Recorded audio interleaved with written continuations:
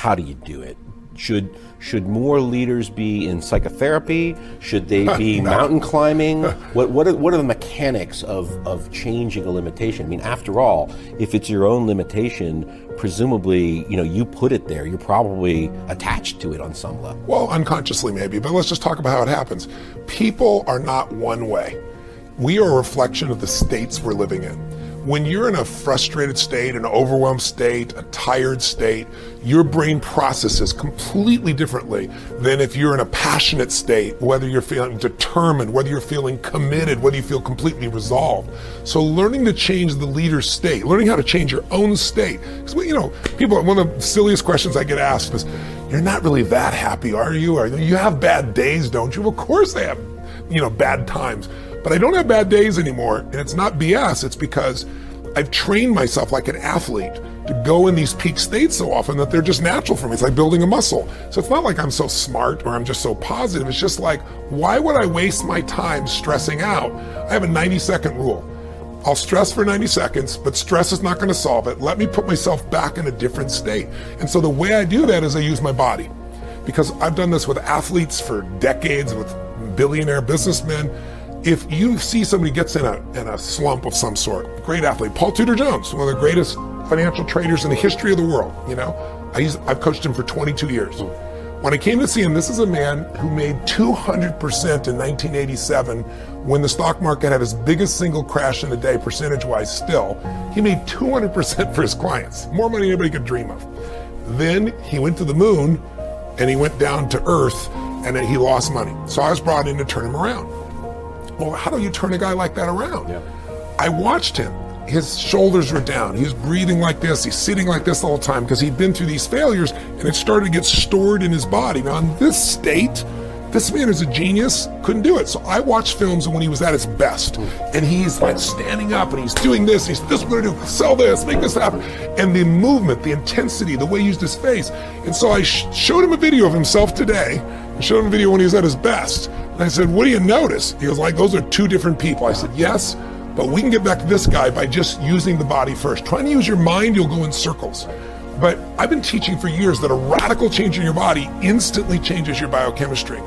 38 years I've taught it. 2 years ago at Harvard, they did a study, scientifically proven what I've been teaching all these decades, where they call it power postures. Yeah, the Wonder Woman stance. Yeah, standing like Wonder Woman or Superman for 2 minutes. Yep. Or like you see a guy that's like this, pulled back like that for 2 minutes, literally increases your testosterone in your biochemistry within 2 minutes by 20%. It drops cortisol by 18%, which is the stress hormone, and increases your chance of taking a more risky behavior, which is what's required of a leader, by 33%. 2 minutes. Now that's just standing a certain way. I show people use their voice, their body, their movement, which is 10 times more dynamic than just a stiff stance. And when you change your state, your mental emotional state, you change your performance. Haven't you had times when you have can't remember how to spell a difficult word like the or your own email really or something tired, like that? Can't remember like what your it is. Cousin's name. Yeah, exactly. Yeah. And then you've had times where you're in the flow where after you do something you're like, I did that. I don't know how I did it, but I did it. Absolutely. I was in the flow. Well, you're the same person. The only difference is state. So training yourself to be in a peak state every day. I mean, you think about like a great businessman. Think of a great entertainer like Elton John has been around in rock and roll for what, 40, how many years is it? 40 years? 70s, yeah. Yeah, I mean, it's mind-boggling. And most people still like some sample of his music. Well, he's got to have days when he gets up to entertain when he thinks, if you make me sing that Daniel song one more time, I'm going postal, right? But he never does. Every single time he's in that same beautiful state. That's not because he's naturally like that. He's trained himself to do that. Like a great athlete trains himself. That's what leaders have to do. The state of the union, the state of the company is the culture. And the culture starts at the head. Whoever that leader is, their state impacts everybody else. So training yourself to be in that peak state is the key to it all. I think ferocity of spirit is critical for everybody, but we all have it. It's like a muscle. Do we all have it? Yeah, we do. Courage unused, though, becomes weaker. Determination unused gets smaller. Passion unexpressed gets smaller. It's like any muscle, the more you use it. And he's been using it for years. His son, though, here's the other thing. He had a reason larger than himself. You see the pattern in all the people that have overcome. He wanted to do for his son. At the time, he told me about his worried about all his employees, and he really cares about his people. But here's the secret, though. You have to make that shift where it's no longer an excuse. If you give yourself an excuse, humans will take it. If you're going to take the island, you burn the boats. And he burned the boats and said, I'm going to find the answer. First, he shifted his psychology, came to my business mastery program, and then he got the skills. Because like I said earlier, it's not just confidence. You got to have skill, and he had both, and he found the way. Show them what you did. Yeah, after that particular business mastery program, again, as Tony says, 80% of it is psychology, and then 20% of it is mechanics or the strategies. Yeah. But unless you get the psychology down, the mechanics don't matter. And I can tell you from that day in November of 2008 where I made that decision that I was not going to fail, and I kissed my lady and said, I'm going back to work. And we went out there and I learned how to export. And when there was no market for steel in the United States, I was able to export to several different companies or several different countries. And we took off from there. We continued to grow. And it was just, again, it's about a mindset. It's about having a level of pride. For me, it was coming from where I come from. The Melio name didn't mean a whole heck of a lot. And I was determined to change that because it's something of what I call generational influence. I'm not doing this for me. I'm doing this for my son. The other thing you should do if you're not very industrious is discipline yourself. And so what do you do with that? Eat 3 times a day at regular meal times. That's a good thing to practice because that starts to put some stability into your life. Get up at the same time. I would highly recommend all those young people out there who are listening, like, you want to get a jump on life, get the hell out of bed in the morning. As I've got older, I've got up earlier and earlier. Now that's partly because you don't need as much sleep, but it's also partly because I've got more and more disciplined. Like, get up early in the morning and get your things done. Man, learn to get up at 6 in the morning and you'll be one deadly creature, especially if you can get to work. You'll have half your damn day done by the time other people haul their sorry asses out of bed. And so that's a massive, massive advantage. Look, Warren Farrell, not the comedian, Warren Farrell, the author, he outlined data in Why Men Earn More, which is a book I would recommend, by the way, showing that if you work 13% longer hours, you make 40% more money. It's nonlinear. So you think, why is that? Well, imagine you had 10 employees and one of them works an extra 10%. It's not much. Well, how often is that person going to be promoted, assuming you have a clue as a boss? It's like you're going to look at the 10 people and you're going to think, oh, that guy's always here like 45 minutes early. It's like, why don't we give him the promotion? Obviously, right? So these small edges that you can manage like that, work an extra 10% or extra 13%, have non-proportional payoffs. That's part of the Pareto distribution. So get your sleep cycle organized so you get up in the morning. Learn how to do it. No excuses. I'm too tired in the morning. I don't like mornings. Who cares? That's not relevant. It's like discipline yourself so you can manage it. Schedule your meals because that's a good disciplinary routine. And then learn to use a calendar, like Google Calendar. Many of you out there do not use a calendar. Okay, a calendar is not a prison and it's not a tyrant. Not if you use it properly. A calendar keeps anxiety at bay. It makes sure that you do what you need to do, which is important because otherwise you fall behind. But if you use it properly, it also helps you plan what you want to do. So I could say, well, lay out your damn calendar and design the days you would like to have. That's what your calendar is for. So you can put in all sorts of things in there you want to do and that would be good for you. And that's a really good way to start being more industrious. Make a plan. You need a plan for 3 years. You need a plan for the next year. You need a plan for the next 6 months. You need a plan for the next 3 months. You need a plan for the week. You need a plan for the day. You need a plan for the hour.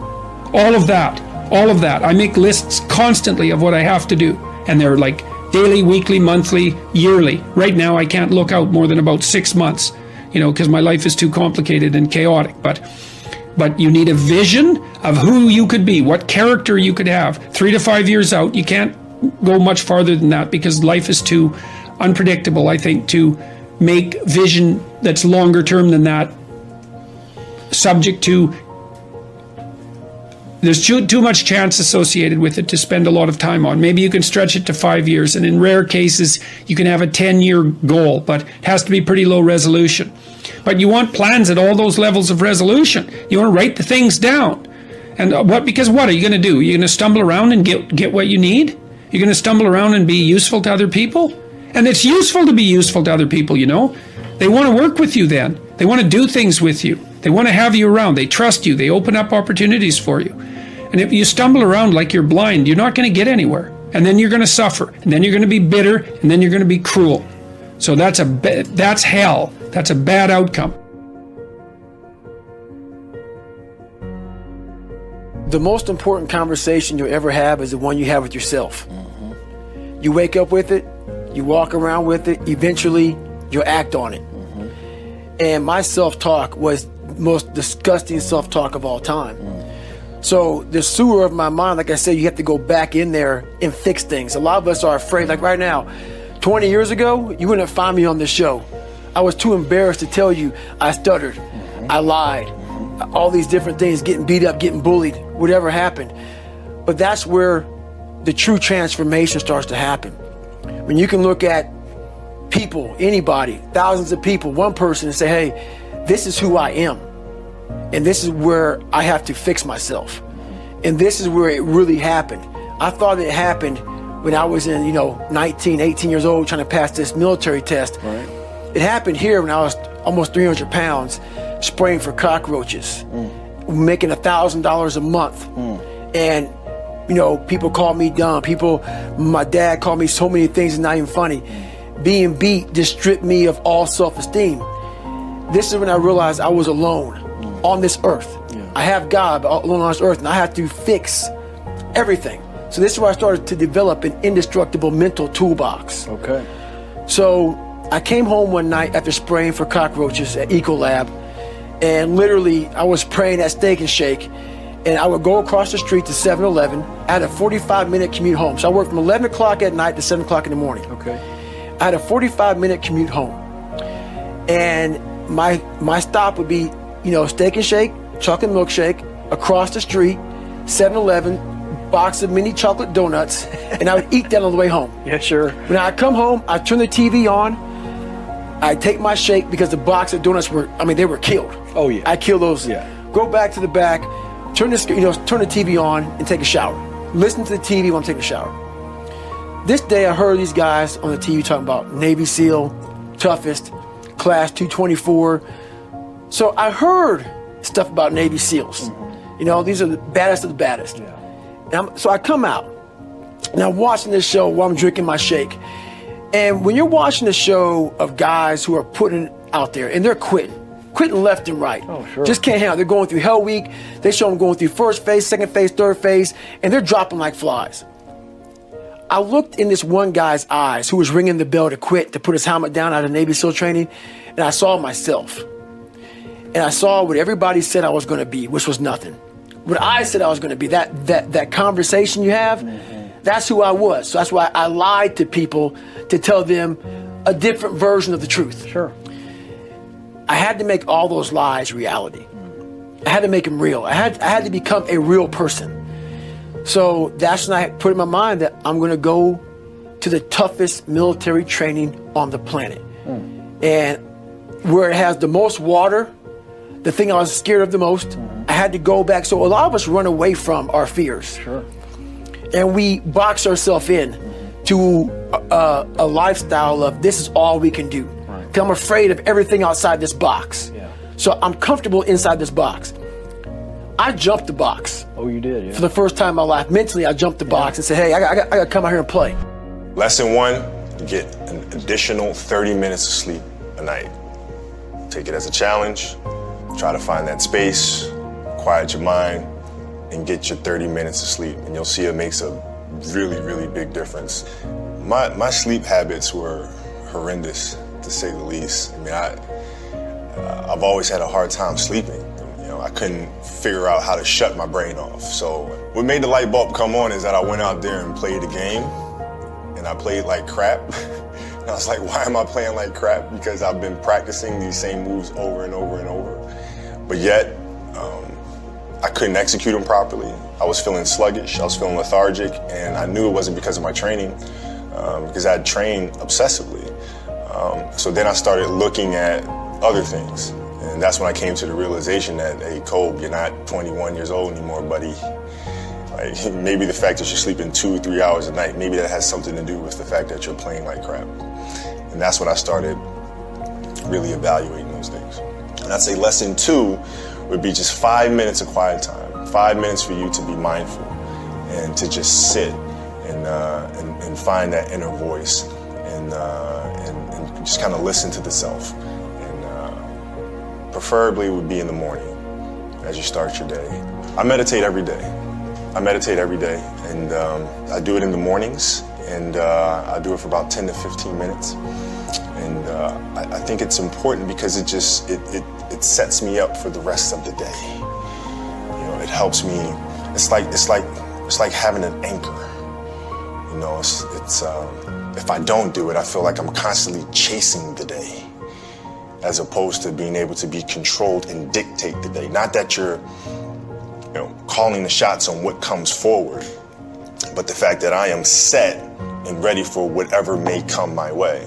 You know, I have a calmness about whatever comes my way and a poise, and that comes from starting the morning off with meditation. For me, it's really just listening to my inner self. I mean, that's basically it. Like you sit in silence and you just allow these thoughts to come forward, and you get a chance to observe the self and things that may be lying beneath the surface that if you don't have that time to sit quietly on your own, you'll never pay attention to. You know, because if you think about it, like, you know, the reality is we're paying attention to so many things that are going on around us. We're constantly taking selfies, we're constantly taking pictures to post on Instagram and all these other things, and we're constantly observing everything that's around us, but we don't take the time to really observe what's going on inside of ourselves. And that's what meditation is for me. In 2000, we had a new head coach that came to the Los Angeles Lakers by the name of Phil Jackson. And Phil was just coming off of winning 6 championships with the Bulls. And he was really big on mindfulness and really big on meditation. And it wasn't an option for us. So we'd sit in our film room and he'd turn the lights out and we would meditate as a group. And he'd teach us mindfulness. And it really connected with me because he was teaching mindfulness through something that I was extremely passionate about, which was the game of basketball. So it was told through the lens of, this is going to help you here. And so I had this curiosity about it. And that was my introduction to meditation. And then seeing the poise that we played with, the fact that we can be in a hostile environment with fans yelling and screaming and, you know, pressure situations, and it having no effect on us because we were never too high, never too low. We were just in the moment and felt very secure in who we were. And that was my introduction to meditation. I had a great experience, which really I learned a lot about meditation through this experience. I was on a jet ski, and I took the jet ski out in the ocean, and I just kind of sat, and I just let the current just take me wherever it was going to take me. And I really saw a lot of meditation through that moment because I wasn't trying to control the moment. I wasn't trying to force myself upon the waves and dictate where I was going to go. I just let the waves take me there. And there was a lot of peacefulness involved in that.